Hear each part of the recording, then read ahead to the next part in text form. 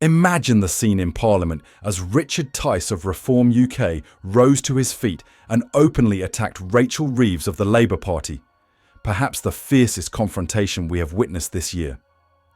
Tice did not hold back, bluntly declaring that Reeves had turned her back on working people and that the public were utterly fed up with her economic policies.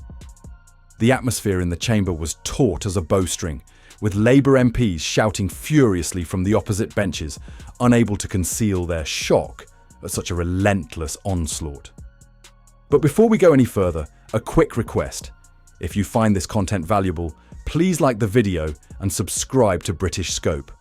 It's completely free, and it helps us keep bringing you stories that are both noteworthy and thought-provoking.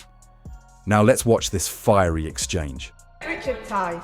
Thank you, Madam Deputy Speaker. Well, the Chancellor inherited supposedly a black hole, and she's dug a crater into which public confidence is plunging.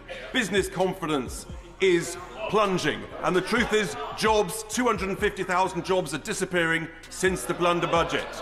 And despite all the noise we hear from the benches opposite, the reality is that government spending is completely out of control. Inflation is up, unemployment is up, government borrowing is up, and the cost of government borrowing is up.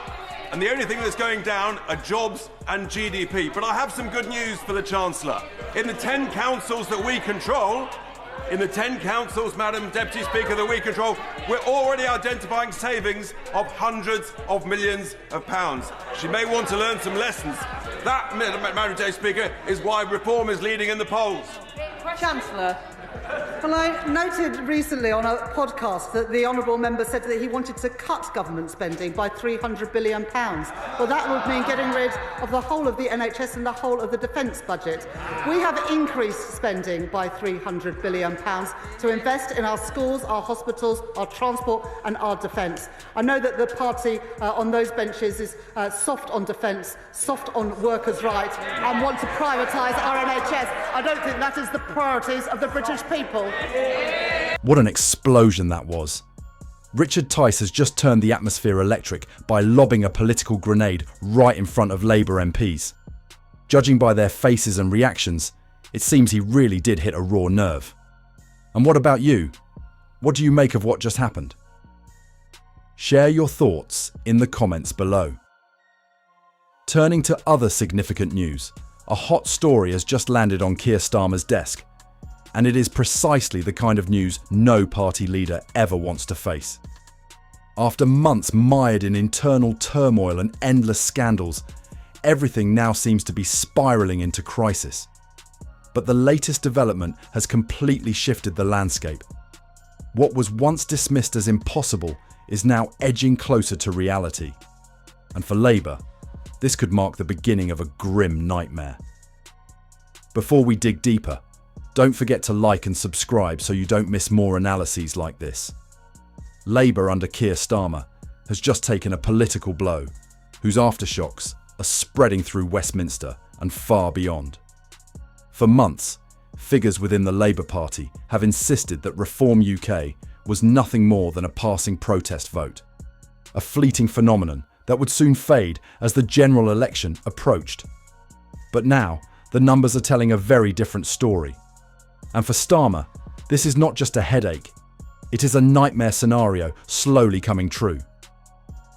According to the latest Find Out Now UK poll, conducted on the 17th and 18th of September, Reform UK, led by Nigel Farage, is out in front nationwide with 34% support. This is not only a dramatic surge, but also a landmark moment unprecedented in modern electoral history. The striking point is that Reform UK has not merely pulled into the lead, it has opened up a clear gap. Labour and the Conservatives are both stuck on 16%, with the Liberal Democrats following at 13% and the Greens at 12%. At first glance, these numbers may look like a dry chart, but once fed into seat projection models, the picture becomes brutally stark for Keir Starmer.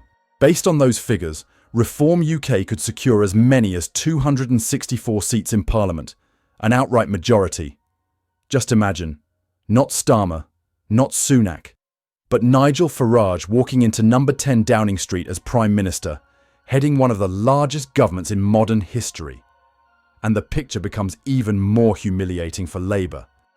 Under this scenario, the Liberal Democrats would become the official opposition with 52 seats. Labour, once seen as on the cusp of returning to power, would be reduced to a shadow of its former self, slipping into third place with a mere 44 seats. If it came to pass, this would mark one of the most painful collapses ever suffered by a major party in Britain. And it does not end there. The projections also suggest that a string of big names could lose their seats, swept away by the wave Reform UK dubs its People's Army. The list includes the current Home Secretary, Shabana Mahmood, Conservative leader Kemi Badenoch, and Labour's Shadow Justice Secretary, Robert Jenrick. These are not minor figures. They are individuals once expected to play pivotal roles in Britain's future. Yet now, they face the risk of being ousted overnight. Lee Anderson, the Ashfield MP who defected from the Conservatives to join Reform UK, put it bluntly: no seat is safe from the People's Army. Reform UK is taking direct aim at both main parties, and right now the numbers are on Nigel's side. For Keir Starmer, this is a blow on several fronts. First, it completely dismantles the narrative he worked so hard to build, that Labour is the only alternative to the Conservatives. Second, it reveals that his party appears to have lost touch with those who once placed their trust in it. Countless working-class voters, the very backbone of Labour's traditional support, now feel forgotten, abandoned, and betrayed. And third, if such results were repeated in a general election, the dream of a Labour-led government could shatter before it even begins. Of course, this is only a poll, not an official result. What makes this poll particularly significant, however, is its timing. Coming straight after months of scandals, sackings, and public doubts about Labour's internal leadership. And rather than capitalising on Conservative missteps, Labour seems to be weakening at the very same moment, while Reform UK surges ahead as a genuine opposition force. The political elite may be quick to dismiss these findings, insisting they do not reflect reality. Yet what they cannot deny is the momentum and public sentiment, two forces that can transform the entire political landscape. And at this moment, all signals are pointing in one direction. Nigel Farage and Reform UK are advancing at breakneck speed, while Keir Starmer's Labour Party appears to be in free fall. If this trend continues, Britain could be on the verge of the greatest political realignment since the Second World War, the toppling of the old two-party order to make way for an entirely new system. For Keir Starmer, who once believed he was only months away from entering Downing Street, this may well mark the end of his dream of power. The nightmare has come knocking, and worse still, it has only just begun. In a new development, Nigel Farage, leader of Reform UK, revealed that US President Donald Trump is convinced he will become Britain's next Prime Minister. Farage said that President Trump's team recognised many similarities between his party and the current US administration. A survey conducted by The Telegraph suggested that if a general election were held with 331 seats contested, Reform would win an outright majority in the House of Commons. Meanwhile, support for Sir Keir Starmer is plummeting to record lows. According to the latest YouGov poll, only 21% of the public view him positively. Speaking on the YouTube channel Harry Cole Saves the West, Farage remarked that Britain is extremely fortunate to have a US president with a genuine affection for the country. On the question of Britain's electoral prospects, he noted, "Of course Keir could beat my friend Nigel, provided he is tough enough on borders, law and order, and drilling more oil in the North Sea." When asked whether President Trump truly sees him as Britain's next Prime Minister, Farage insisted that this was absolutely the case. According to him, the entire US administration is fully aware of it, and they recognise the parallels in policy approaches between the two sides. Farage also remarked that the two countries share one crucial commonality: the same language. His personal relationship with President Trump has stretched close to a decade, beginning after the Brexit referendum in 2016, when Trump was running for the US presidency. On Farage's 60th birthday last year, Trump told him, "You look great, Nigel. I really mean that. I've just seen him, and I must say he's still looking as sharp as ever." Nigel is an influential voice, not only in Britain but across the globe. People are truly very fortunate to have him. Although they did not meet during Trump's second state visit, Farage travelled to Washington, D.C. to speak with the president just a few weeks earlier. Their meeting in the Oval Office followed Farage's testimony before a US Congressional Committee on Freedom of Speech, where he declared that Britain was increasingly beginning to resemble North Korea.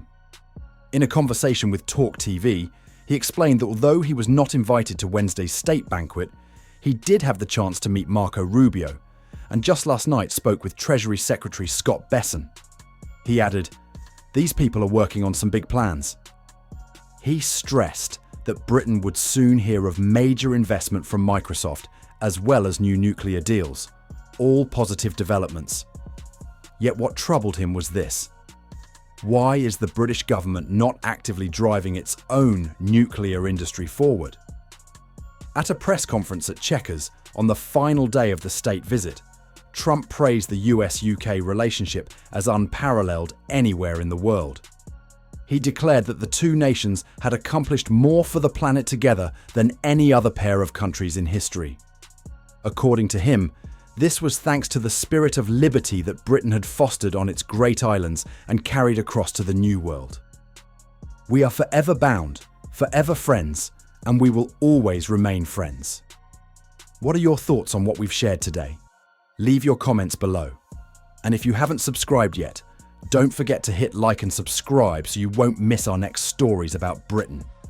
Thank you, wishing you good health, and see you next time.